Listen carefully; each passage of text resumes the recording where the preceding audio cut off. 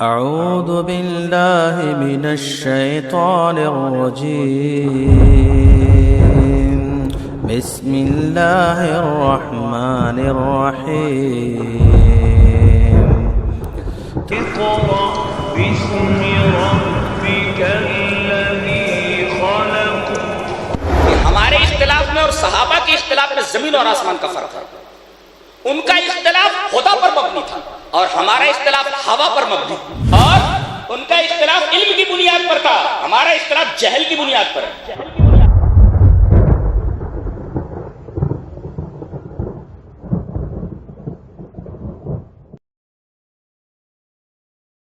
ان کا اختلاف حقیقت کی تلاش کے لیے تھا اور ہمارا اختلاف حقیقت کی تلاش کے لیے نہیں.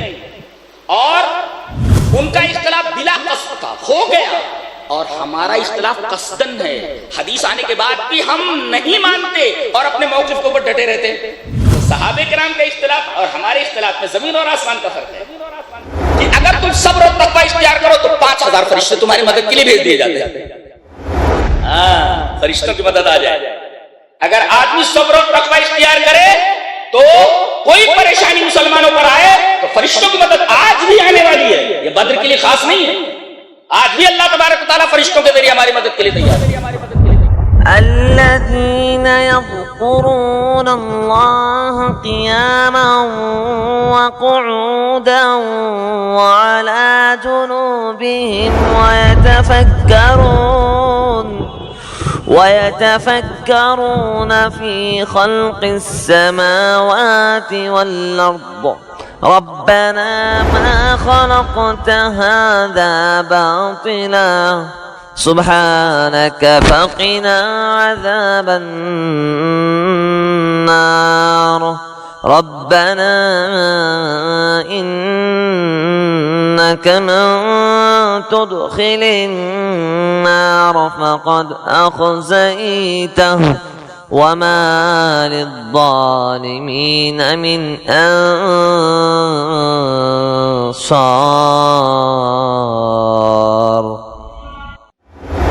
قرآن حکیم کے چوتھے پارے کی تفسیر کا خلاصہ. پارے کی ابتدا میں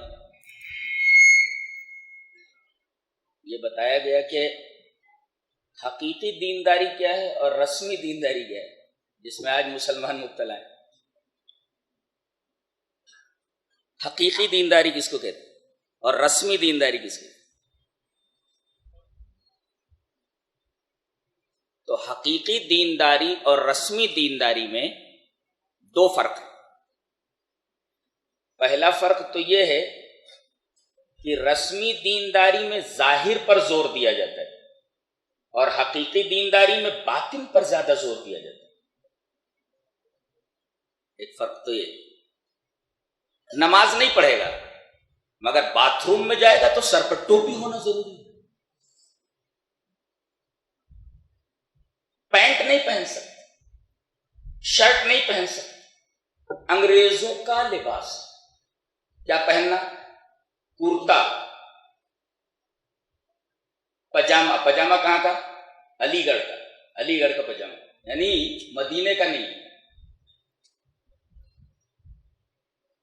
تو رسمی دینداری میں ظاہر پر زیادہ توجہ دیا جاتا ہے اور حقیقی دینداری میں باطن پر زیادہ توجہ دیا جاتا ہے.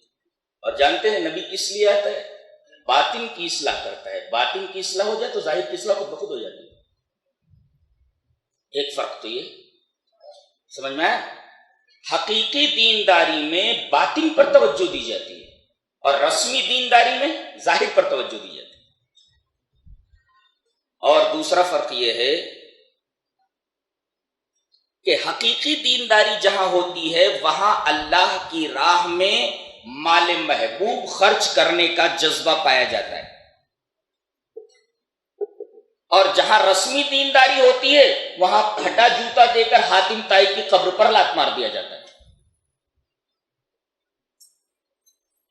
حقیقی دینداری جہاں ہوتی ہے وہاں اللہ کی راہ میں مال محبوب دیا جاتا ہے، اور جہاں رسمی دینداری ہوتی وہاں چمڑی چلی جائے مگر دمڑی نہ جائے.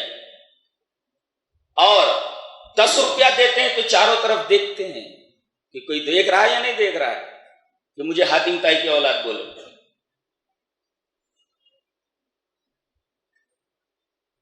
آیت میں فرمایا گیا لن تنالوا البر حتى تنفقوا مما تحبون.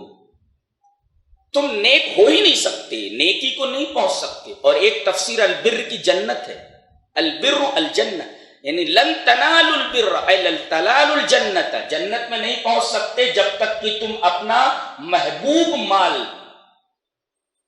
اللہ کی راہ میں نہ خرچ کرو. اس آیت کریمہ کی تفسیر میں ایک واقعہ نقل کیا جاتا ہے کہ حضرت ابو طلحہ انصاری رضی اللہ تعالی عنہ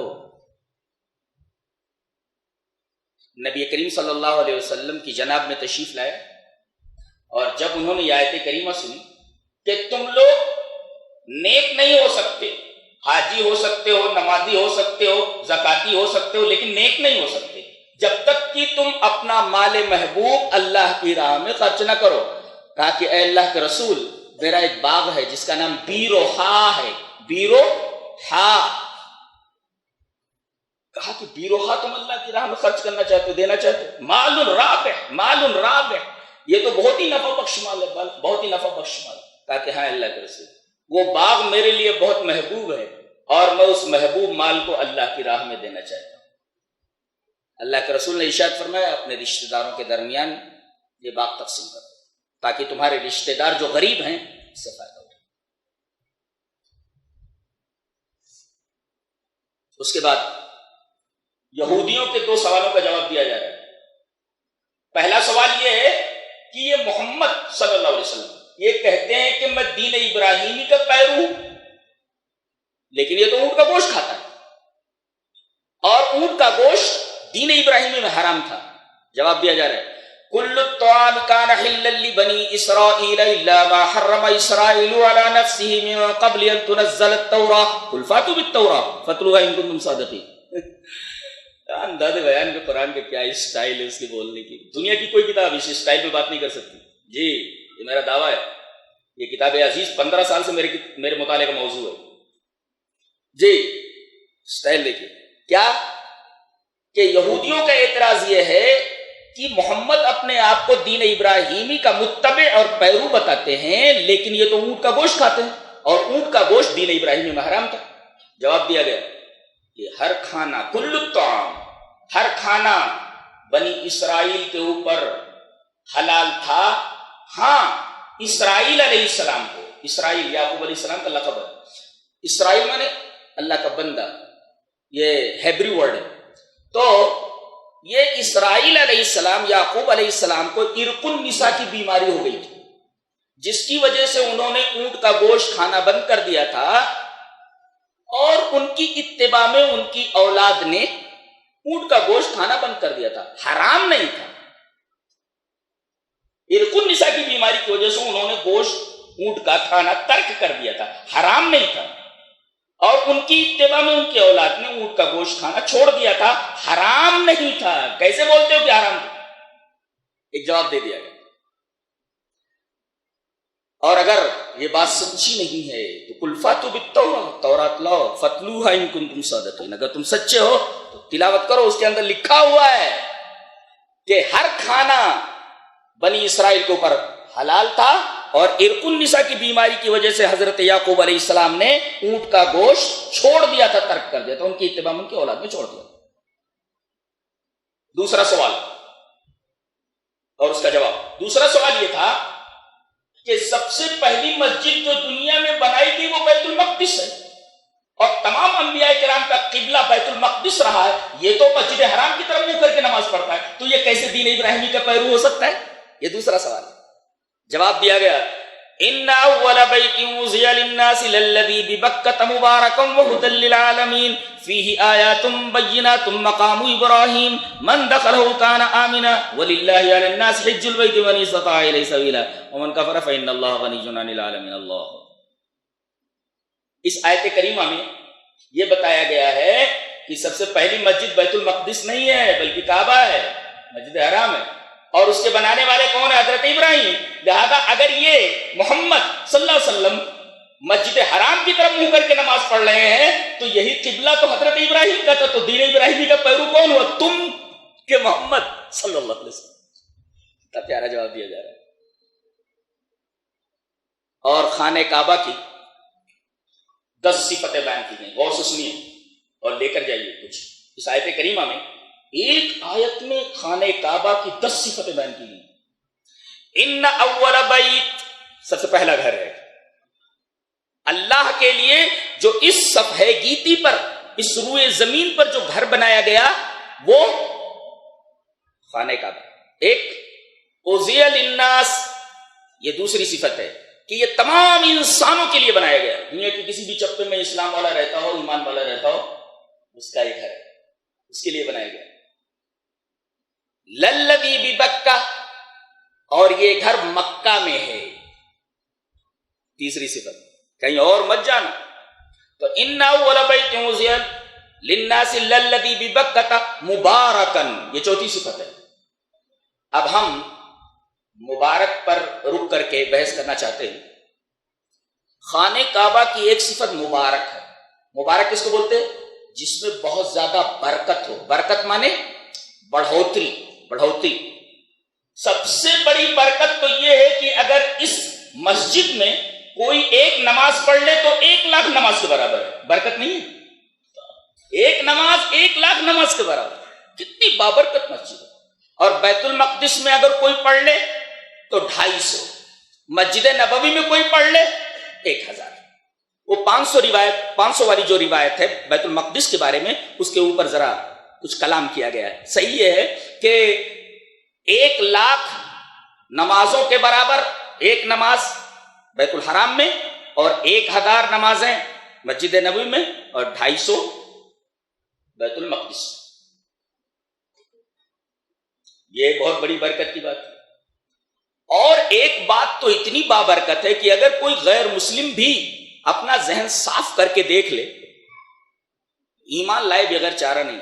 یہ 25-30 لاکھ حاجی جاتے ہیں، وہ کنواں جس سے پانی نکلتا ہے زمزم کا، ارے دریا ہو تو ختم ہو جائے۔ یہ 25-30 لاکھ لوگ مہینے 2 مہینے وہاں رہتے ہیں، اور پہلے تو 10 کین تھا، اب شاید 5 کین لے جانے کی اجازت ہے۔ وہاں لے جاتے ہیں، اپنے گھروں کو لاتے، پیتے ہیں، احرام کو دھوتے ہیں۔ اسی طریقے سے وہ لوگ برکت کے لیے کھانا بھی اسی میں پکاتے ہیں کہ برکت ہو جائے، تو برکت کی وجہ سے کھانا بھی پکاتے ہیں۔ کوئی غیر مسلم اگر اس پانی کے اوپر غور کر لے، یہ کھلا ہوا معجزہ، آس پاس کہیں ندی ہو تو کہا جا سکتا ہے کہ بھئی چلو ادھر سے پانی آ رہا ہے۔ چٹیل میدان ہے پورا چاروں طرف، تو پانی آتا کہاں سے؟ معجزہ نہیں ہے؟ اور یہ پانی ایسا ہے کہ اس کو بند کر کے 1 سال کے بعد بھی کھولو تو پانی کے اندر فرق نہیں آتا۔ اور اب تو سائنسدانوں نے یہ بتا دیا ہے کہ اگر ایک کین کوئی دوسرا پانی ہو اور اس کے اندر چند قطرے ڈال دیے جائے آب زمزم کے، تو پورا پانی آب زمزم بن جاتا ہے۔ لہذا اگر کوئی دے آب زمزم تو یہ مت پوچھو کہ بھئی اس کے اندر دوسرا پانی ملایا گیا کہ نہیں، پانی میں ملا دیا تو خود آب زمزم ہو گیا۔ کیا بات ہے! آؤ تم بھی پاس آؤ، روشنی میں نہلا دیں، جس کو چھو لیا ہم نے آئینہ بنا ڈالا۔ تو ایسا ہے کہ اس کے اندر پانی ملا دیا گیا،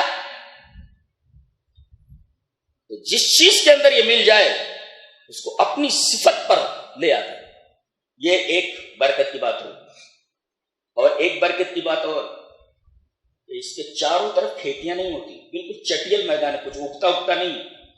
پیڑ بھی ایسے ببول کے ہوں گے، نیم کے، کچھ اگتا نہیں ہے، لیکن جو پھل آپ چاہو اس اطراف کے اندر لے سکتے ہو۔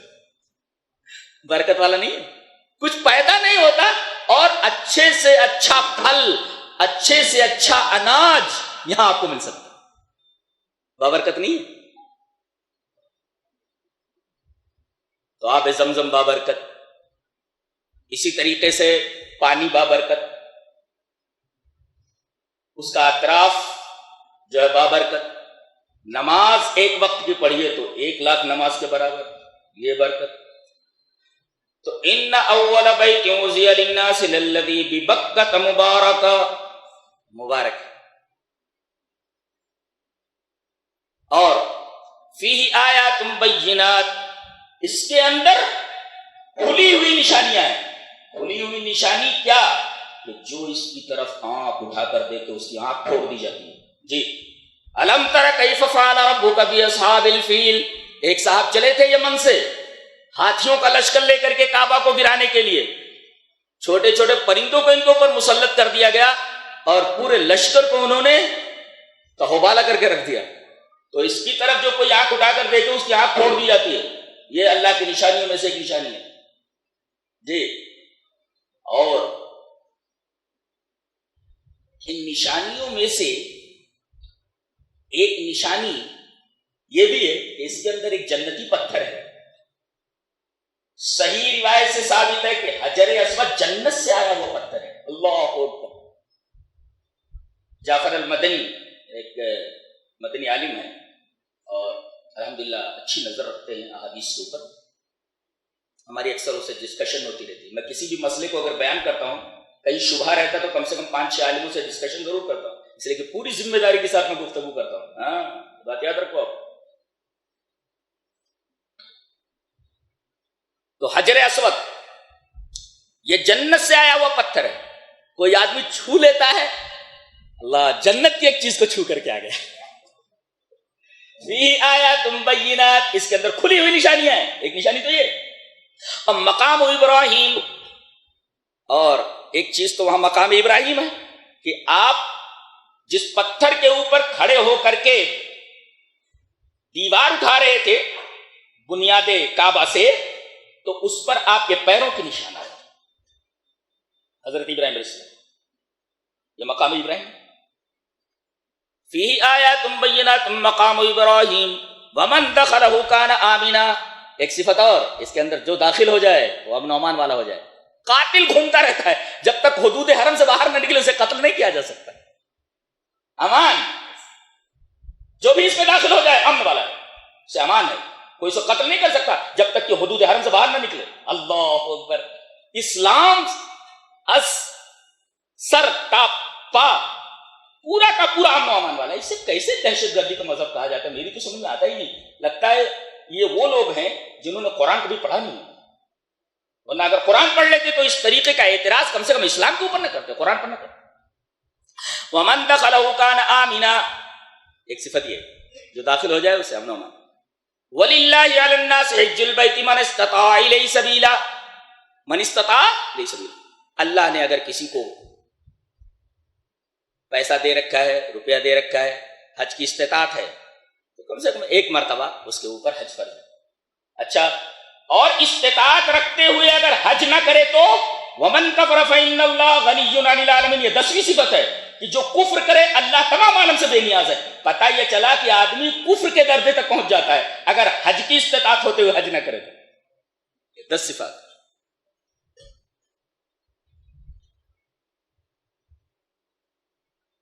بعض لوگ یہ کہتے ہیں کہ ہم لوگ اس پتھر کی پوجا کرتے ہیں. پوجا کا کیا مطلب ہے؟ ہم خالی اسے بوسا دیتے ہیں. اور کسنگ از ناٹ ورشپنگ. بوسا دینا عبادت تھوڑی ہے. ہم اسے بوسا دیتے ہیں, ہم اسے کچھ مانگتے نہ ہیں. اور حضرت عمر نے اس بات کو صاف کر دیا.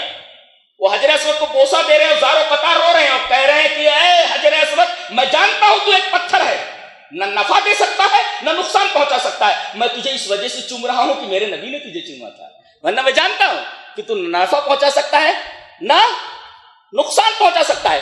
اور عبادت کے لیے جس کی پوجا کی جاتی ہے اس کو نفع اور ضرر کا مالک سمجھا جاتا ہے. تو ہم حجر اسود کو چومتے ہیں, ورشپ نہیں کرتے. اسے کسنگ از ناٹ ورشپنگ. جی اچھا, اس گھر کی طرف جو ہم منہ کر کے نماز پڑھتے ہیں, ہم گھر کی عبادت نہیں کرتے, ہم نے اس کو بیت اللہ کہا ہے, اللہ کا گھر. اور کوئی آدمی اگر کسی آدمی کو جو کرسی پر بیٹھا ہوا ہے اگر سلام کرے تو سلام کرسی کے لیے نہیں, کرسی پر بیٹھنے والے کے لیے. لہذا اگر ہم کعبے کی طرف منہ کر کے نماز پڑھتے ہیں تو اس مکین کے لیے ہے, مکان کے لیے نہیں. مکان کی عبادت ہم نہیں کرتے. لہذا اس ناحیے سے جو اعتراضات کیے جاتے ہیں وہ اعتراضات صحیح نہیں. اس کے بعد بتایا جا رہا ہے کہ تم لوگ اللہ کی رسی کو مضبوطی سے پکڑ لو. اللہ کی رسی کو مضبوطی سے پکڑ لو اور فرقے فرقے مت ہو جاؤ. گویا اگر فرقوں میں نہیں بٹنا ہے تو آپ اللہ کی رسی کو یعنی قرآن کو اور حدیث کو مضبوطی سے پکڑ لو. قرآن اور حدیث دونوں کو حبل اللہ کہا جاتا ہے، اس لیے کہ رسی کے دو لٹ ہوتے ہیں، ایک لٹ یہ ایسا، رسی ایسے بنتے ہیں، دو لٹ ایسے ایسے ایسے ایسے، تو دو لٹ ہوا نا یہ. تو ایک قرآن ایک حدیث ہے. تو واعتصموا بحبل اللہ جميعا ولا تفرقوا، اللہ کی رسی کو مضبوطی سے پکڑ لو یعنی قرآن کو اور حدیث کو مضبوطی سے پکڑ لو. ولا تفرقوا، اور فرقوں میں مت بٹ جاؤ، اختلاف مت کرو. اب آپ پوچھیں گے کہ یہ اختلاف تو صحابہ میں بھی تھا، تو جان لو کہ ہمارے اختلاف میں اور صحابہ کے اختلاف میں زمین اور آسمان کا فرق ہے. ان کا اختلاف خدا پر مبنی تھا اور ہمارا اختلاف ہوا پر مبنی تھا، اور ان کا اختلاف علم کی بنیاد پر تھا، ہمارا اختلاف جہل کی بنیاد پر ہے. ان کا اختلاف حقیقت کی تلاش کے لیے تھا اور ہمارا اختلاف حقیقت کی تلاش کے لیے نہیں. اور ان کا اختلاف بلا قصد تھا، ہو گیا، اور ہمارا اختلاف قصدن ہے. حدیث آنے کے بعد بھی ہم نہیں مانتے اور اپنے موقف کے اوپر ڈٹے رہتے. تو صحابہ کرام کا اختلاف اور ہمارے اختلاف میں زمین اور آسمان کا فرق ہے.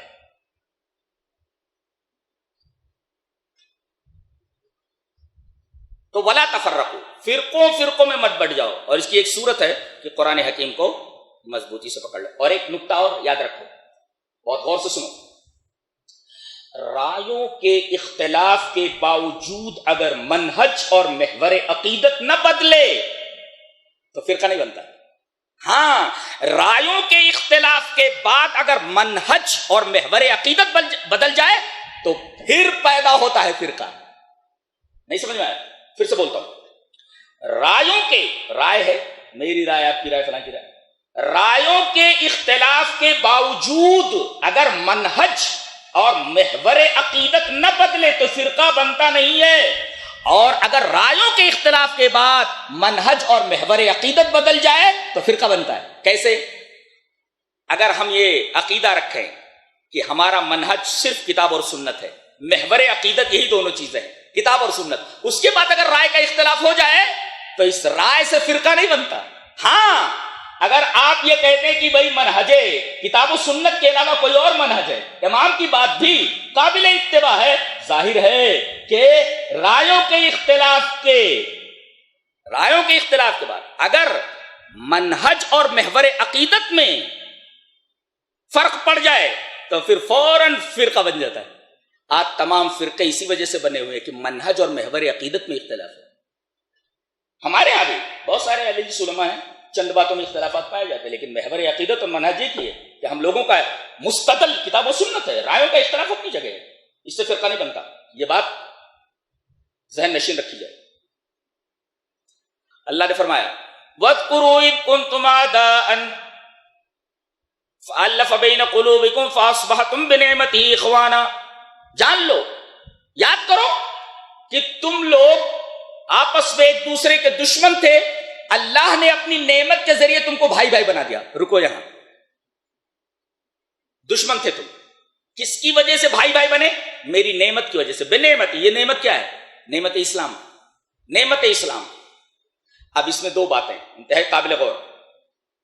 آگے فرمایا گیا وَلْتَكُمْ مِنْكُمْ أُمَّةٌ يَدْعُونَ إِلَى الْخَيْرِ وَيَأْمُرُونَ بِالْمَعْرُوفِ وَيَنْهَوْنَ عَنِ الْمُنْكَرِ.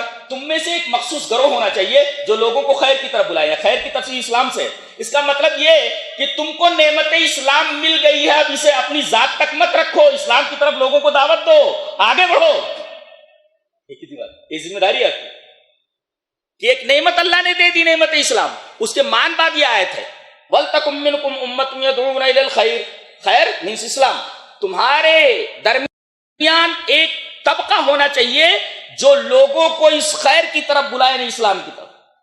یعنی یہ نعمت تم کو مل گئی ہے، نعمت اپنے پاس ہی مت رکھو، یہ نعمت دوسروں تک پہنچاؤ، دعوت دو اس کی طرف.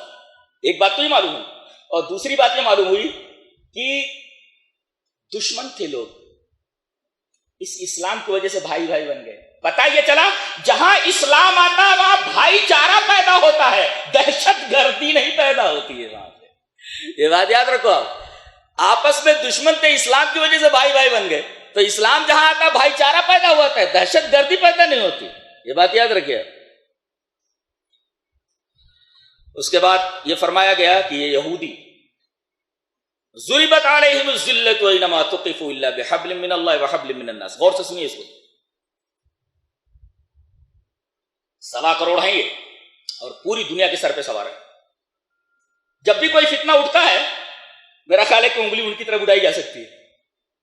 شاعر نے بہت اچھا کہا ہے کہ جب بھی دنیا میں کوئی فتنہ اٹھا کرتا ہے، جب بھی دنیا میں کوئی فتنہ اٹھا کرتا ہے، وہ اشارے سے بتا دیتے ہیں تربت میری کہ یہیں سے یہ فتنہ اٹھا. تو یہ کہا جا سکتا ہے کہ جہاں میں دنیا میں بڑے بڑے فتن جنم لیتے ہیں ان کے پیچھے یہودی ذہنیت کار فرما ہوتی ہے. اتنے فتین اور اتنے بڑے جالساز اور بدماش ہیں. 1.25 کروڑ ہیں لیکن پوری دنیا کے سر پہ سوار ہے. اللہ تعالیٰ نے ان کے اوپر ذلت کا سکہ لگا دیا ہے، مہر لگا دی ہے. سکے کے اوپر دیکھو مہر، سکہ ختم ہو جائے گا تب وہ مہر ختم ہوگی. تو ان کے اوپر ذلت کا ٹھپا لگا دیا گیا ہے. یہ جہاں کہیں بھی جائیں گے ذلت ان سے الگ نہیں ہوگی، اس لیے کہ ٹھپا لگا ہوا ہے. سکہ جہاں جائے گا ٹھپا لگا رہے گا. اچھا، اسی وجہ سے دنیا میں انہیں انتہائی ذلیل سمجھا جاتا تھا. فرانس کے بعض ہوٹلوں کے اوپر لکھا رہتا تھا باہر، یہاں کتے اور یہودی داخل نہیں ہو سکتے. یہ حال تھا ان کا، یہاں کتے اور یہودی اس ہوٹل میں داخل نہیں ہو سکتے. یہ حال تھا ان کا. یہ ذلیل قوم آج 1.25 کروڑ کی تعداد میں ہے لیکن پوری دنیا کے سر پہ سوار ہے. اور لوگ کہتے ہیں کہ اس کو عزت ملی ہوئی ہے. تو لوگوں کو شبہ ہوا کہ یہ تو قرآن حکیم کے بیان کے خلاف ہے. بالکل غلط ہے. قرآن حکیم بالکل صحیح بولتا ہے کہ ان کو عارضی طور پر تھوڑے عرصے کے لیے عزت مل سکتی ہے 2 شرطوں پر. بحبل من اللہ وحبل من الناس. بحبل من اللہ کا مطلب جزیہ دے کر، ٹیکس دے کر اسلامی حکومت کہتا ہے تم کو، جیسے پہلے تھے خیبر وغیرہ کے ایریے میں جو لوگ رہتے تھے. اور وحبل من الناس، یا غیر اسلامی حکومتوں کے سائے میں رہ کر. آج دیکھو ان کے اوپر برطانیہ کا ہاتھ ہے، ان کے اوپر امریکہ کا ہاتھ ہے، ان کے اوپر فرانس کا ہاتھ ہے. اور ابھی ایک نو مسلم مفکر رجا جارودی نے یہ کہا کہ اگر تھوڑی دیر کے لیے یہ تینوں حکومتیں اپنا سایہ ان کے سر سے کھینچ دیں تو یہ اسلامی ممالک کے سامنے 24 گھنٹے کے اندر ہتھیار ڈال دیں گے، گھٹنے ٹیکنے گے. تو ان کو تھوڑی دیر کے لیے جو عزت حاصل ہے یہ صرف اور صرف ان حکومتوں کے زیر سایہ رہنے کی وجہ سے. ورنہ قرآن کا بیان بالکل صحیح ہے. ضربت علیہم الذلۃ اینما ثقفوا الا بحبل من اللہ وحبل من الناس.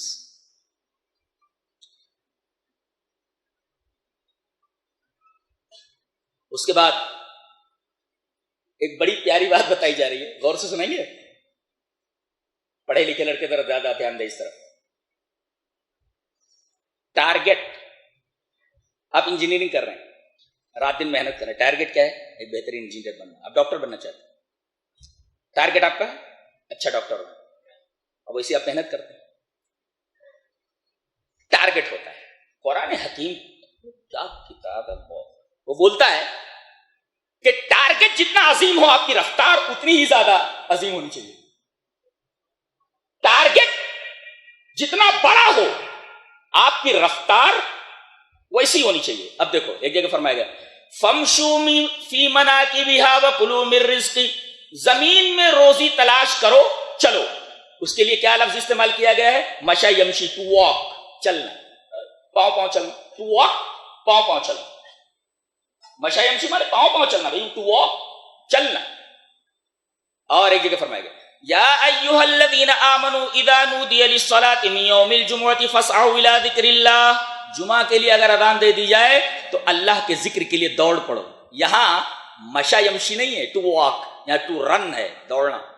اس لیے کہ روزی تلاش کرنا بہت زیادہ اہم چیز نہیں ہے، لہذا پاؤں پاؤں چل لو. اللہ کا ذکر اس کے مقابلے میں جو ٹارگٹ ہے وہ بہت زیادہ اہم ہے، جس کو دوڑ پڑو، ٹو رن. وہاں ٹو واک ہے روزی کمانے کے لیے، یہاں ٹو رن ہے. اب قرآن حکیم بولتا ہے وَسَارِعُوا إِلَىٰ مَغْفِرَةٍ مِّن رَّبِّكُمْ وَجَنَّةٍ عَرْضُهَا السَّمَاوَاتُ وَالْأَرْضُ. اللہ کی مغفرت کی طرف اور جنت کی طرف سبقت کرو، ٹو ریس. اس لیے کہ پہلے ٹو واک، اس کے بعد ٹو رن. اب کیا کہا گیا؟ ٹو ریس. ایک جا رہا ہے تو اس سے آگے نکلنے کی کوشش کرو، اس لیے کہ اب جنت کی بات آ گئی ہے، اس لیے کہ اس سے بڑا ٹارگٹ اور کوئی نہیں۔ کیا بات کرتا ہے قرآن کی، ایسا کوئی way of explanation, way of talking کسی کی ہے؟ قرآن ایک ہی بولتا ہے ٹارگٹ جتنا عظیم ہو تمہاری چال، تمہاری رفتار اتنی ہونی چاہیے۔ روزی کے لیے ٹو واک، اللہ کے ذکر کے لیے ٹو رن، اور جنت کی اس سے بڑا ٹارگٹ کوئی ہے ہی نہیں، ٹو ریس۔ ایک آدمی جا رہا ہے، اس سے آگے نکلنے کی کوشش کرو۔ اللہ کیا بات کرتا ہے، کیا بات کرتا ہے، سبحان اللہ و بحمدہ، سبحان اللہ۔ سب بادشاہوں کا کلام، بادشاہوں کی باتوں کی بادشاہ ہوتی ہے۔ اس کے بعد فرمایا گیا کہ صبر اور تقوی، یہ دونوں چیزیں اگر تمہارے اندر آ جائیں تو تمہیں کیا فائدے ملیں گے وہ بتا رہا ہے۔ سورہ آل عمران میں اللہ تبارک و تعالیٰ نے 4 جگہوں پر صبر کے ساتھ تقوی کا ذکر کیا ہے۔ کتنی جگہوں پر؟ 4 جگہوں پر، 4 جگہوں پر صبر اور تقوی، اور صبر اور تقوی 4 جگہوں پر ذکر کیا گیا اور 4 فائدے بتائے گئے ہیں۔ لے جاؤ آج پہلی جگہ دیکھو، وَإِن تَصْبِرُوا وَتَتَّقُوا لَا يَضُرُّكُمْ كَيْدُهُمْ شَيْئًا، اگر صبر کرو گے، تقوی اختیار کرو گے تو اعداء اسلام دشمن تمہارا کچھ بھی بگاڑ نہیں سکتے، کتنی بھی سازشیں کر لیں، خلاص تمہارے اندر صبر اور تقوی آ جائے تو دشمن کی سازشیں تمہارا کچھ نہیں بگاڑ سکتے۔ ایک فائدہ تو یہ صبر و تقوی۔ دوسرا فائدہ،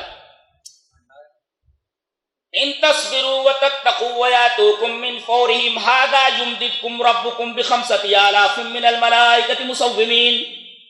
بدر والوں سے کہا گیا کہ اگر تم صبر اور تقوی اختیار کرو تو 5000 فرشتے تمہاری مدد کے لیے بھیج دیے جاتے ہیں۔ ہاں، فرشتوں کی مدد آ جائے۔ اگر آدمی صبر اور تقوی اختیار کرے تو کوئی پریشانی مسلمانوں پر آئے تو فرشتوں کی مدد آج بھی آنے والی ہے، یہ بدر کے لیے خاص نہیں ہے، آج بھی اللہ تبارک و تعالیٰ فرشتوں کے ذریعے ہماری مدد کے لیے تیار ہے۔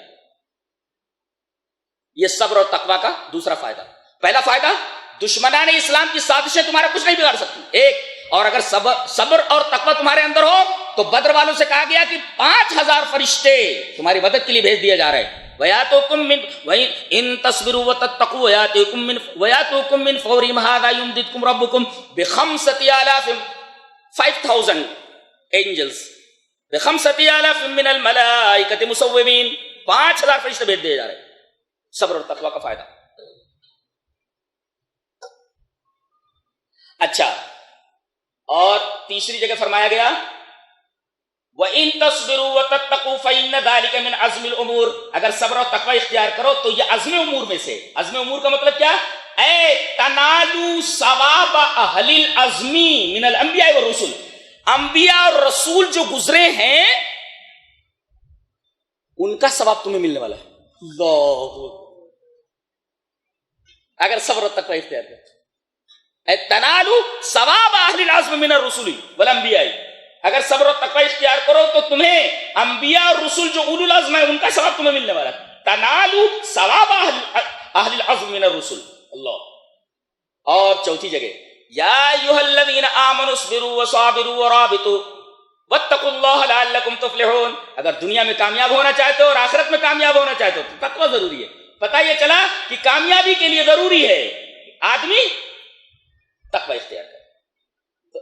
4 جگہوں پر اللہ تعالیٰ نے صبر کے ساتھ تقوی کو جوڑ دیا ہے، اور چاروں جگہوں پر 4 الگ الگ فوائد بتائے گئے۔ ایک جگہ، دشمنان اسلام کی سازشیں تمہارا کچھ نہیں بگاڑ سکتی، بدر والوں سے کہا گیا کہ 5000 فرشتے تمہاری مدد کے لیے بھیجے جا رہے ہیں۔ تیسری جگہ فرمایا گیا کہ یہ اولو العزم انبیاء کرام کے ثواب کو عطا کرتا ہے، اور چوتھے، کامیابی اگر چاہتے ہو تو صبر کے ساتھ تقوی اختیار کرو۔ تو سورہ آل عمران میں اللہ تبارک و تعالیٰ نے صبر کے ساتھ تقوی کو 4 جگہوں پر جوڑا ہے اور 4 فائدے بیان کیے ہیں۔ سمجھ بات آئی؟ کسی ادارے کا ڈائریکٹر، کسی کالج کا امید، پرنسپل، ذمہ دار،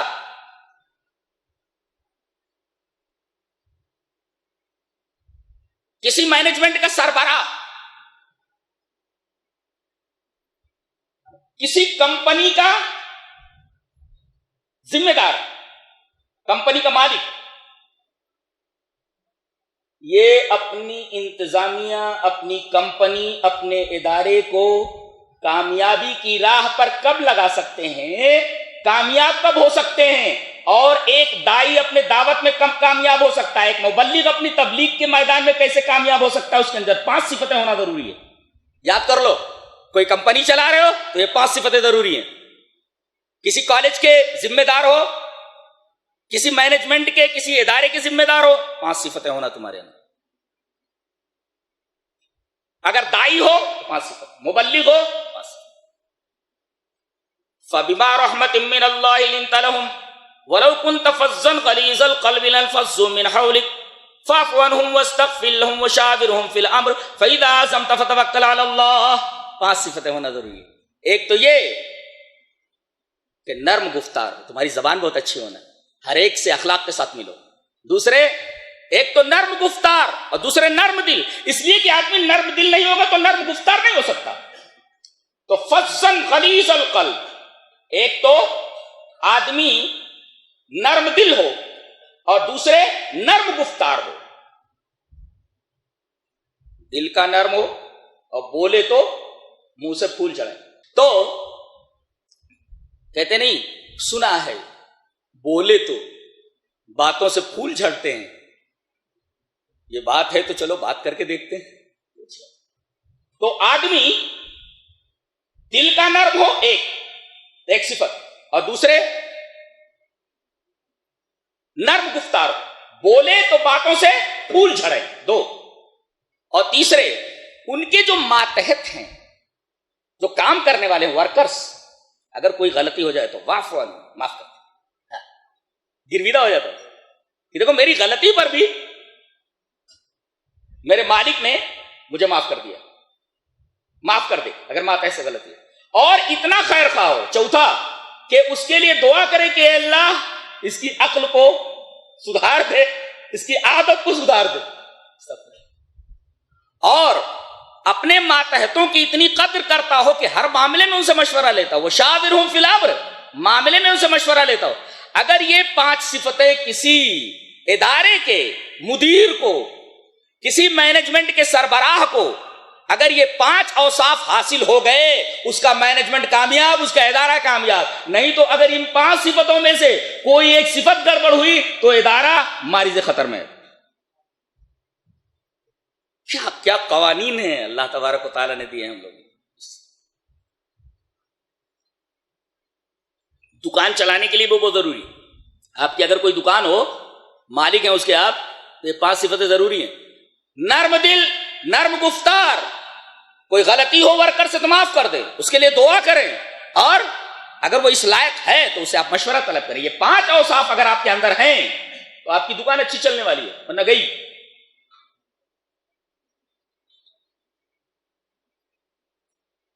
اس کے بعد اللہ تبارک و تعالیٰ نے ایک بڑی پیاری بات ارشاد فرمائی، جب کہ اس کی ہر بات پیاری ہے.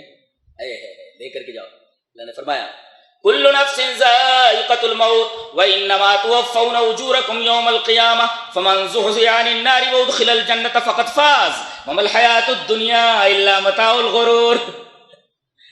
ہر ایک آدمی کو مرنا ہے، موت سے کسی کو مفر نہیں. اچھی طرح ذہن میں بٹھا لو. آدمی کی موت کا وارنٹ نکل چکا ہوتا ہے اور آدمی بازاروں میں گھوم رہا ہوتا ہے، حریص کھا رہا ہوتا ہے، حلیم کھا رہا ہوتا ہے، چائے پی رہا ہوگا، لائن لگایا ہوگا، اور اس کے لیے اوپر سے موت کا پروانہ نکل چکا ہوگا. آج یہ نہیں رہ گئے. کوئی گارنٹی نہیں اس حیات کی، کوئی گارنٹی نہیں. کبھی ڈر نہیں لگتا کہ کتنے لوگ اس دنیا سے چلے گئے، ہم جائیں گے، ہمارے پاس کیا ہے؟ کچھ سامان ہے، تیاری ہے کچھ؟ بات دنیا دنیا دنیا، مرے جا رہے ہیں. دنیا کی حقیقت بیان کی جا رہی ہے. کل نفس ذائقۃ الموت، موت سے آدمی کسی کو مفر نہیں، موت سے مفر نہیں کسی آدمی کو، بچ نہیں سکتا. یاد رکھو، یہ بڑے بڑے قلعے جہاں سے کبھی ہٹو بچو کی آوازیں آتی تھی، آج وہاں سانپ رہتے ہیں، جانور رہتے ہیں. جواری وہاں تاش کھیلتے ہیں، جانور وہاں ہکتے ہیں، گدھے وہاں غلیظ کرتے رہتے. جہاں ہٹو بٹو کی آوازیں ہوتی، یہ ہمارے لیے عبرت کا سامان ہے. کل نفس ذائقۃ الموت، موت سے کسی کو مفر نہیں، بھاگ نہیں سکتا کوئی۔ ہماری مثال اس گھوڑے کی ہے جس کے گلے میں رسی ڈال کر کے کھونٹا ٹھوک دیا گیا ہو، وہ جہاں تک رسی تن جاتی ہے بس وہیں تک، آپ آگے نہیں جا سکتے، گھوڑا آگے نہیں جا سکتا، بس وہیں چکر کھاتے کھاتے گھومتا رہتا ہے۔ اس کائنات کے باہر آپ نہیں نکل سکتے، گھرے ہوئے ہیں آپ، قیدی ہیں۔ کہتے ہوئے جیل میں، ہم بھی تو جیل میں ہیں، اسی وجہ سے کہا کہ دنیا جیل ہے، سجن ہے، اس لیے کہ ہم گھرے ہوئے ہیں چاروں طرف سے، ہم بھاگ نہیں سکتے یہاں سے، بھاگ نہیں سکتے۔ موت تو آنی ہے، لے جانے والی۔ اب اچھا، پھر جیسے ہی آدمی مرا، ارے یہ میں کدھر آ گیا، یہ تو دوسرا عالم ہے، دوسرے عالم میں اپنے آپ کو کھڑا پائے گا، ارے یہ کیا ہو گیا، اب آنکھ کھلی ہے اس کی، اب تک آنکھ بند تھی، اب آنکھ کھل رہی ہے، دوسرے عالم میں اپنے آپ کو کھڑا ہوا پائے گا، ارے یہ کیا۔ اب اللہ فرما رہا ہے وَإِنَّمَا تُوَفَّوْنَ أُجُورَكُمْ يَوْمَ الْقِيَامَةِ، اب جو دنیا میں تم نے اچھا برا کیا پورا پورا بدلہ یہاں ملنے والا ہے تجھے۔ وَإِنَّمَا تُوَفَّوْنَ أُجُورَكُمْ، اجر مانے بدلہ، پورا پورا، وفی توفیہ کا مطلب ہوتا ہے پورا پورا بدلہ دیا جانا، پورا پورا بدلہ یہاں اس عالم میں تجھے دیا جانے والا تمہارے کرتوتوں کا، اچھا کر کے آئے اچھا بدلہ، برا کر کے آئے برا بدلہ۔ اچھا، تیسرے کامیابی کا معیار ہے، آپ کیا بننا چاہ رہے ہیں؟ بولے میں انجینئر بننا چاہ رہا، ڈاکٹر بننا چاہ رہا۔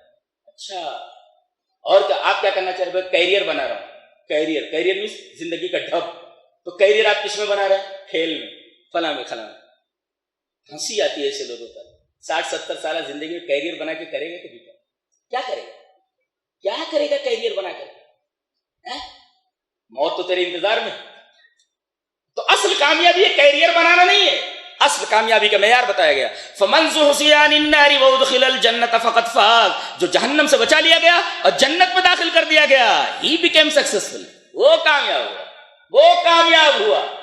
فَمَنْ زُحْزِحَ عَنِ النَّارِ وَأُدْخِلَ الْجَنَّةَ فَقَدْ فَازَ، کامیابی کا معیار یہ ہے کہ جو جہنم کی آگ سے بچا لیا گیا اور جنت میں داخل کر دیا گیا، فقط فاز،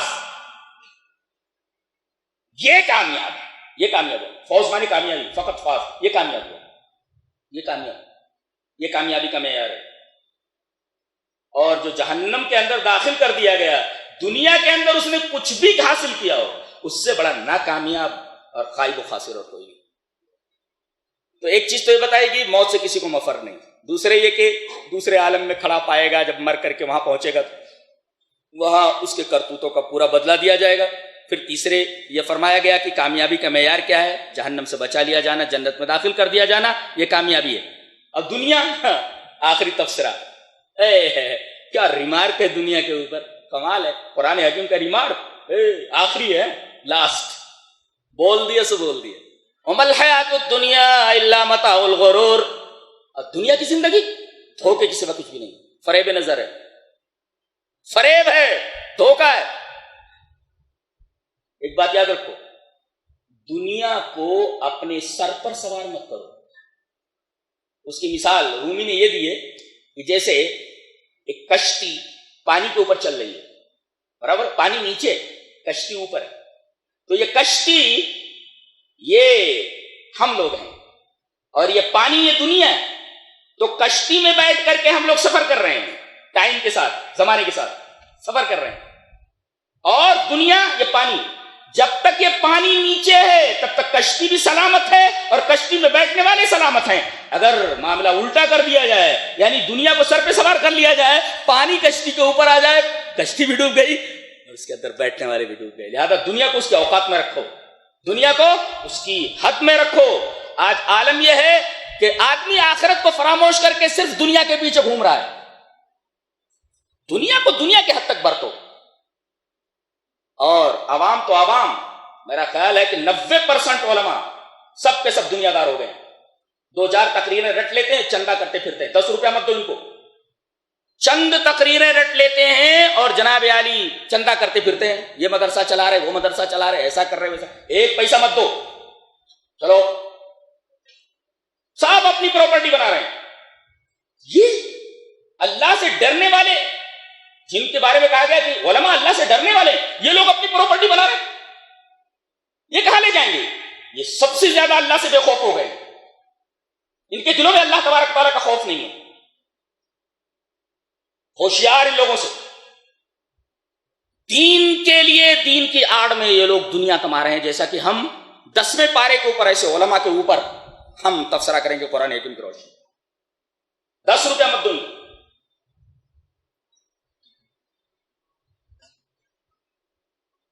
تو وَمَا الْحَيَاةُ الدُّنْيَا إِلَّا مَتَاعُ الْغُرُورِ. دنیا کی زندگی تو صرف فریب کے سوا کچھ نہیں، ایک دھوکہ ہے. آدمی میرا ہے میرا ہے میرا ہے چل لیتا ہے، چپکے سے نکل لیتا ہے، چند گز کفن لے کر کے، کچھ نہیں لے کر کے جاتا. سب دنیا دھوکہ ہے، مایا ہے، جال ہے. اس کے بعد یہ فرمایا گیا کہ عقل مند لوگ کون ہیں؟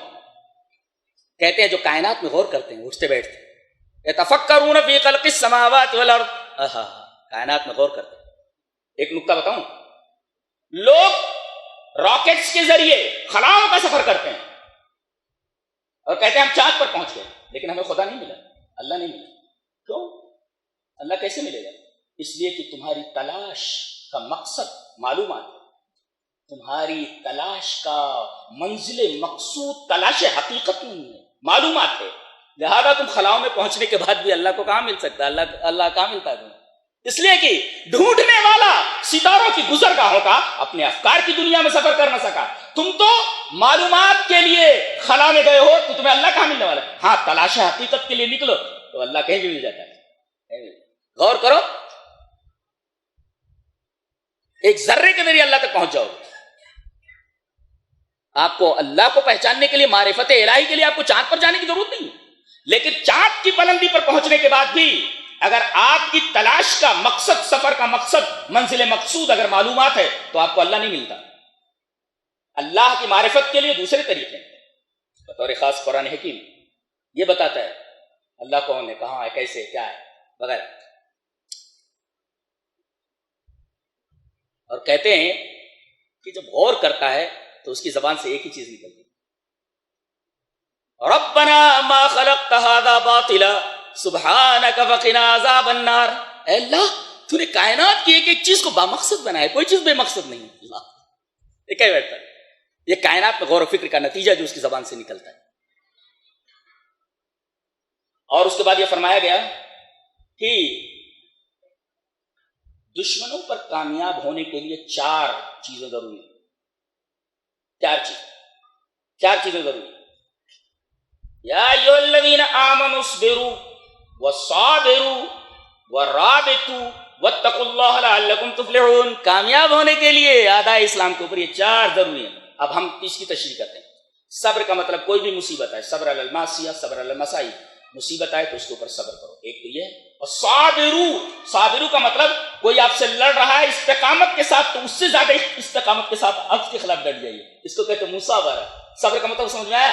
کوئی مصیبت آئی تو آپ صبر کریں، آؤٹ آف کنٹرول نہ ہو. ایک. اور صابرو کا مطلب یہ ہوا کہ اگر کوئی آپ سے لڑ رہا ہے اور جم کر کے لڑ رہا ہے تو اس سے زیادہ جم کر کے اس کے خلاف ڈٹ جاؤ، یہ ہے مصابرہ. اور ایک ہے مرابطہ کا مطلب دشمن سے ہمیشہ چوکنے لو. ان یکون علی حذر من عدوہ، ہمیشہ اپنے دشمن سے چوکنے رہو. دشمن کیا کیا جال بن رہا ہے اس پر نگاہ ضروری ہے، اس کو کہتے ہیں مرابطہ. اور چوتھے واتقوا اللہ، اللہ کا تقوی. تو صبر، مصابرہ، مرابطہ اور تقوی، یہ 4 چیزیں اگر ہوں تو دشمن اسلام پر غالب ہو سکتے ہیں. اور یہیں پر یہ نکتہ، جنگ احد کے اندر ہماری فتح شکست میں بدل گئی.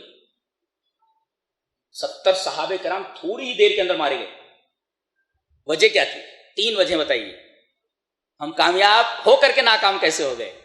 یہ کتاب ہے کیسی بات کرتی ہے، کیسی بات کرتی ہے. کامیابی کا معیار کیا ہے، ناکامی کا معیار کیا ہے؟ آدمی ناکام کیسے ہوتا ہے، کامیاب کیسے ہوتا ہے؟ میں تو ایسے جلدی گزر جا رہا ہوں کہ ایک لفظ قانون ہے. اگر ایک لفظ پر گفتگو کی جائے تو میرا خیال ہے کہ ایک آیت سے آگے نہیں بڑھ پاؤں گا. کیسی کتاب ہے وہ؟ سبحان اللہ و بحمدہ سبحان اللہ العظیم. سب کلام. کہا کہ 3 وجہیں تھیں. ایک تو اللہ کے رسول نے کہا تھا جبل عینین سے تم لوگ ہٹنا نہیں، چاہے ہم لوگوں کی فتح ہو چاہے ہم لوگوں کی ہار. اب جب سامنے مشرکین بھاگنے لگے تو وہاں اختلاف ہو گیا. کچھ لوگوں نے کہا ڈٹے رہو، اللہ کے رسول کا حکم ہے. کچھ لوگوں نے کہا ارے اس وقت کی بات تھی جب وہ لوگ جیتے نہیں تھے، اب تو جیت گئے لہذا یہاں سے ہٹ جاؤ. لپکو مال غنیمت کی طرف، مال غنیمت کی طرف لپکو. کچھ لوگوں نے کہا ڈٹے رہو، کچھ لوگوں نے کہا مال غنیمت کی طرف لپکو. تو پورا کا پورا درہ خالی ہو گیا. چند لوگ رہ گئے، خالد بن ولید نگاہ میں رکھے ہوئے تھے، اور پہنچتے ہی سب کے سر قلم کر دیا انہوں نے، اور وہیں سے ان کے سر پہ سوار ہو گئے. میں نے دیکھا وہ منظر، اللہ ہنسی آتی ہے کہ جہاں پر وہ لڑائی ہوئی تھی آج وہاں مرچیں اور مسالے بیچ رہے ہیں لوگ. میں نے دیکھا بالکل احد کے سامنے ہی مرچیں اور مسالے بیچ رہے ہیں. سبحان اللہ، مرچیں اور مسالے بکتے دیکھا میں نے جبل عینین سامنے. اور کیسے گھوم کر کے جہاں مسلمان تھے وہاں وہ آ گئے اور اس طریقے سے پیچھے سے حملہ کر دیا انہوں نے. جہاں مسلمان تھے وہاں پہنچ گئے.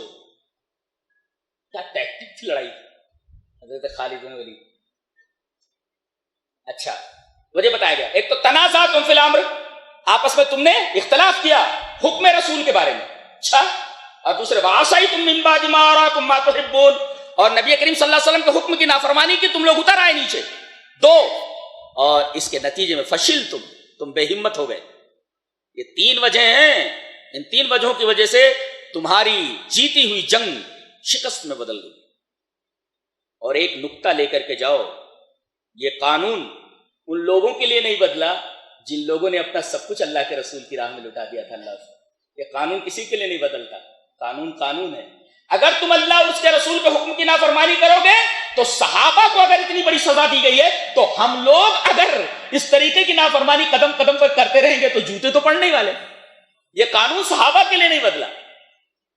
ان کی جیتی ہوئی جنگ شکست میں تبدیل کر دی گئی. یہ وہ لوگ ہیں جنہوں نے رسول کے قدم بقدم جہاں رات دن اپنا سب کچھ، جان مال جائیداد سب کچھ ان کے پیچھے لگا دیا اللہ اور اس کے رسول کے لیے. ان کے لیے یہ قانون نہیں بدلا کہ اگر تم رسول کی مخالفت کرو گے تو شکست ہونے والی ہے تمہاری.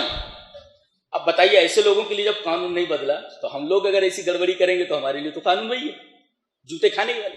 اور آج پوری دنیا میں جوتے کھا رہے ہیں، قانون وہی ہے. اور ایک نقطہ یہاں پر اور یاد رکھو، اللہ نے فرمایا آگے، ام حسبتم ان تدخلوا الجنۃ ولما یعلم اللہ الذین جاہدوا منکم. اللہ، اس آیت کریمہ میں قانون بتایا گیا ہے کہ حق و باطل کی کشمکش کا اس کائنات میں قانون ہے کہ جب بھی کوئی کہتا ہے کہ میں اللہ پر ایمان لایا تو اللہ اسے آزمائشوں کی بھٹی میں تپاتا ہے. اگر آزمائشوں کی بھٹی میں تپاتا ہے تو مقصد یہ ہوتا ہے کہ تو ثبوت دے کہ تو وفادار ہے میرا، تو ثبوت دے کہ میرے اوپر تیرا توکل ہے، اور تو ثبوت دے کہ تو مجھ سے محبت کرتا ہے، میرا وفادار ہے، تیرا ایمان پختہ ہے. ثبوت دے. تب جب اگر ثابت قدم اترتا ہے، ثبوت دے لیتا ہے، تب نصرت الہی اس کی مدد کے لیے آگے آ جاتی ہے. اب میں تیری مدد کے لیے آگے آ گئی. لوگ کیا کرتے ہیں کہ ایمان لائے اور ابھی آزمائشوں کی بھٹی میں تپائے نہیں گئے، انتظار میں ہے کہ مدد آئے. بالکل قانون کے خلاف ہے یہ، قانون کے خلاف ہے یہ. اللہ تبارک و تعالیٰ نے حق و باطل کی کشمکش کے لیے قانون بنایا ہے کہ حق کے بارے میں فیصلہ ہونے والا ہے، لیکن اس سے پہلے ارے تم کو آزمائشوں کی بھٹی میں خود تپایا جائے گا. اگر تم پیچھے نہیں ہٹتے ہو اور ایمان کو ثبوت دے دیتے ہو تو پھر اللہ تبارک و تعالیٰ کی نصرت اس کے بعد آتی ہے. ہم لوگ یہ کہتے ہیں ہم ایمان لے آئے، چلو کچھ کرنا نہ پڑے، اللہ کی مدد آئے گا. قانون کے خلاف ہے یہ، جو اللہ کا بنایا ہوا قانون ہے. اس کو ذہن میں اچھی طرح بٹھاؤ، یہ ذہن نشین کرو. یہ اللہ تبارک و تعالیٰ کا قانون اس آیت کریمہ میں بتایا گیا. اس کے بعد سورہ نساء شروع ہوتی ہے. پہلی آیت کریمہ میں اللہ تعالیٰ نے یہ بتایا کہ تم بندر کی اولاد نہیں ہو. میں نے اپنے ایک بندے کو اپنے ہاتھوں سے بنایا، مٹی سے بنایا، آدم کو، اور انہی کے ڈی این اے سے میں نے ان کی بیوی حضرت حوا کو بنایا. حضرت حوا در حقیقت حضرت آدم علیہ السلام کے ڈی این اے کا ایکسٹینشن ہے. ہاں جی، جس طریقے سے ہمارے بچے ہم سے محبت کرتے کیوں؟ اس وجہ سے کہ وہ ہمارے ڈی این اے کا ایکسٹینشن ہے، اس وجہ سے ہم سے محبت کرتے ہو.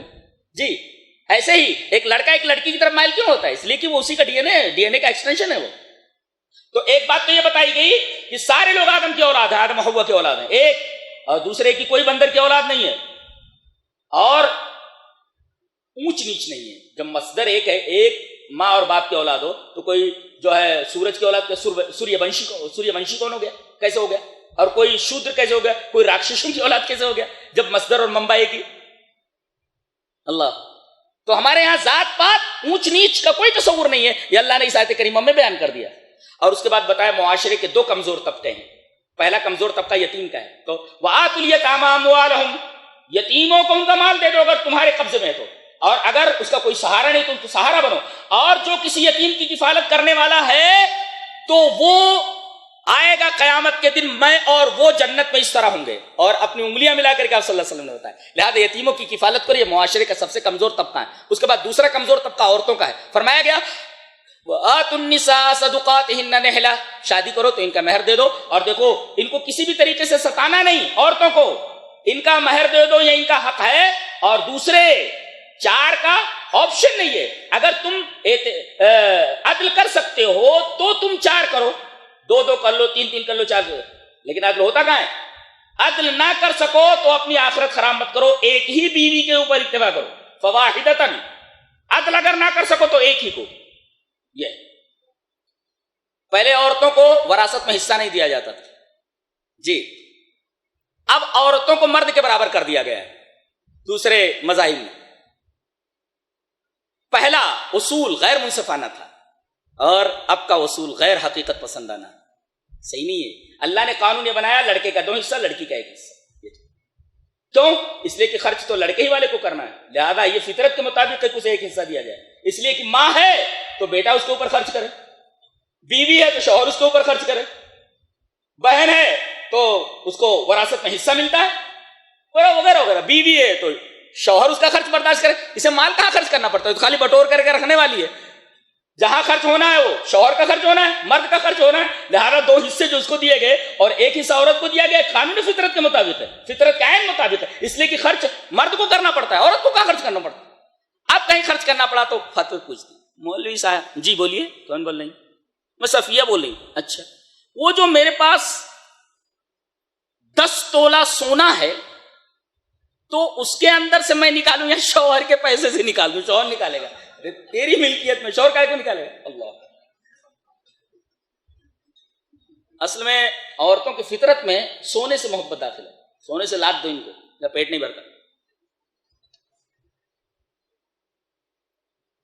قرآن حکیم نے ایک قانون بتایا کہ وراثت میں جس طریقے سے مرد کا حصہ ہے اسی طریقے سے عورت کا بھی حصہ ہے.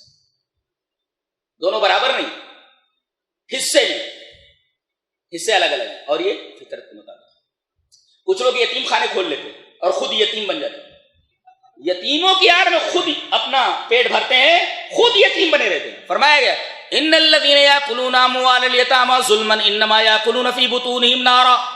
جو لوگ یتیموں کا مال ظلماً کھاتے ہیں وہ اپنے پیٹ میں جہنم کی آگ بھر رہے ہیں. جعلی مدرسے، جعلی یتیم خانے، جعلی چندے. ہوشیار رہو اللہ کے بندو. پیسے تمہارے پاس فالتو کیا ہیں؟ فالتو ہے تمہارے پاس پیسے؟ ایسی کیسی جگہوں پر دے رہے؟ غلط مصرف ہے. پوری تحقیق کر کے دو، اور خاص طور سے علماء جب چندے مانگنے کے لیے آئے تو پہلے پوری تحقیق کر لو، اس لیے کہ 90% یہ خراب ہو چکے ہیں، دنیا دار ہو چکے.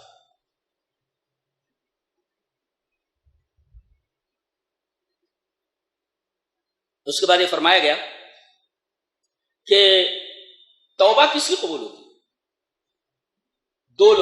2 طریقے.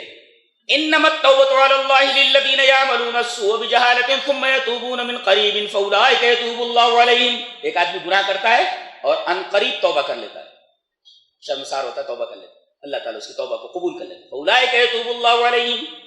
تو گناہ ہو جائے فوراً توبہ کر لو. اور یہ مہینہ تو توبہ ہی کا مہینہ ہے. خوب رہو اللہ سے، گناہوں کا بوجھ اتار ڈالو. ایسا لگے کہ یار کچھ ہلکا ہو گیا ہے تو سمجھو گناہوں کا بوجھ بڑی حد تک اتر چکا ہے. اچھا، اس کے بعد فرمایا گیا وَلَيْسَتِ التَّوْبَةُ لِلَّذِينَ يَعْمَلُونَ السُّوءَ بِجَهَالَةٍ ثُمَّ يَتُوبُونَ مِنْ قَرِيبٍ. ان لوگوں کی توبہ نہیں ہے جو يَعْمَلُونَ السَّيِّئَاتِ، برائیوں پر برائیاں کرتے رہتے ہیں، حَتَّى إِذَا حَضَرَ أَحَدَهُمُ الْمَوْتُ قَالَ إِنِّي تُبْتُ الْآنَ. یہاں تک کہ موت ان کے پاس آ جاتی، کہتے اب میں نے توبہ کیا، اب توبہ قبول نہیں ہوتی، اب توبہ قبول نہیں. لہٰذا اس سے پہلے کہ ملک الموت تمہارے سامنے آ جائے اپنے ساتھیوں کے ساتھ تمہاری جان نکالنے کے لیے، اس سے پہلے توبہ کر ڈالو. موت اگر آپ نے دیکھ لیا تو یہ اب ایمان معتبر نہیں ہے. ایمان باز صحیح ہے، اب ایمان معتبر نہیں ہے. اس لیے کہ جب تک یہ چیزیں نظر نہیں آ رہی ہیں جو اب دکھائی نہیں دے رہی ہیں، وہ چیزیں جو دکھائی نہیں دے رہی ہے دکھائی دینے لگے تو اب ایمان معتبر نہیں ہے. کیسے دکھائی دیتی ہے 19ویں پارے میں ہم تفصیل سے بحث کریں گے. آپ کنٹینیو رہو انشاءاللہ. تو اس کے بعد یہ فرمایا گیا کہ کوئی مرد ہے، اب وہ پسند نہیں ہے اسے. کون؟ عورت. ذرا خوبصورت نہیں ہے. بتایا گیا وَعَاشِرُوهُنَّ بِالْمَعْرُوفِ فَإِنْ كَرِهْتُمُوهُنَّ، اگر تم کسی وجہ سے ان کو ناپسند کرو اور اس کے بعد تم گزارا کر لو، اللہ اس میں خیر کثیر پیدا کر دے گا. کوئی عورت ہے معمولی شکل و صورت کی ہے لیکن اس کی سیرت بڑی اچھی ہے، اور ایک خوبصورت عورت ہے مگر اس کی سیرت اچھی نہیں ہے، تو کون اچھا ہے؟ کسی نے اچھا کہا ہے کہ حسن صورت چند روزہ، حسن سیرت مستقل، اس سے خوش ہوتی ہیں آنکھیں، اس سے خوش ہوتا ہے دل. تو اگر عورت کی سیرت اچھی ہے تو اس سے دل خوش ہوتا ہے، لہذا دل جس سے خوش ہو آپ اسی کو ترجیح دیجیے. خوبصورتی جو چند روزہ ہے اور سیرت جو ہوتی ہے وہ ہمیشہ کے لیے ہوتا ہے، ہمیشہ کے لیے ہوتی ہے. لہذا سیرت والی لڑکی کو آپ پسند کرو. یہ مت دیکھو کہ وہ کالی ہے، یہ مت دیکھو کہ وہ ٹھگنی ہے، یہ مت دیکھو کہ وہ معمولی شکل و صورت کی. آپ دیکھیے کہ اس کے اخلاق کیا ہے، دین ہے اس کی زندگی میں یا نہیں. گھر کو گھر بنا دیتی ہے، جنت بنا دیتی. ہاں نہ بن پڑے تو تو نے ان کے ساتھ بستر شیئر کیا ہے. اللہ نے فرمایا وَقَدْ أَفْضَلَ بَعْضُكُمْ إِلَىٰ بَعْضٍ، تم نے ایک دوسرے کے ساتھ بستر شیئر کیا ہوا. اگر کوئی بات ہو گئی تو جو تم نے مہر دیا ہے نا وہ مہر اس کو دے دو.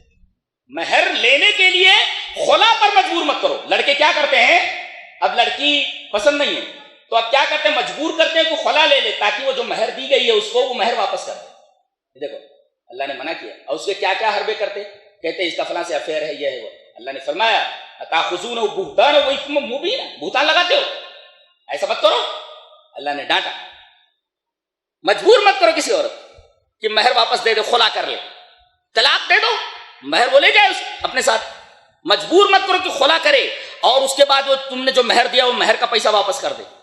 اللہ نے منع کیا ہے. اور طرح طرح سے تم اس کے اوپر الزام لگاؤ کہ ایسا ہے، ایسی لڑکی ہے، ویسی لڑکی ہے. اتاخذونہ بہتان، ڈانٹا گیا اتاخذونہ بہتانا واثما مبینا، ایسا کر رہے ہو تم، بہتان لگا رہے ہو، جھوٹ بول رہے ہو تم. اللہ. اس کے بعد محرمات کی قسمیں بیان کی گئی. 7 محرمات بالنسب ہے، 7 محرمات بالرضا ہیں، دودھ پینے کی وجہ سے. اس لیے کہ جو چیزیں نسب سے حرام ہوتی ہیں رضا سے بھی حرام ہو جاتی ہیں. تو 7 رشتے نسبی یہ حرام ہیں، جیسے ماں ہے، بہن ہے وغیرہ وغیرہ. اور 7 رشتے یہ رضا کے ہیں، دودھ پینے کے. اور سحر کے ہیں، سسرالی رشتے. اور اسی طریقے سے جو رشتے ہیں یہ باتیں آگے جا رہی ہیں، آگے 5ویں پارے میں. تو محرمات کی تفصیل یہاں سے لے کر کے ہم انشاءاللہ اس کی تفصیل آگے تک جو ہے اس کے ساتھ ہم اس کو بھی بیان کر دیں گے. بات یہیں پر ختم کرتے ہیں. یہ رہا 4تھے پارے کا خلاصہ. اللہ ہمیں نیک عمل اور اچھی سمجھ توفیق عطا فرمائے. وآخر دعوانا الحمدللہ رب العالمین.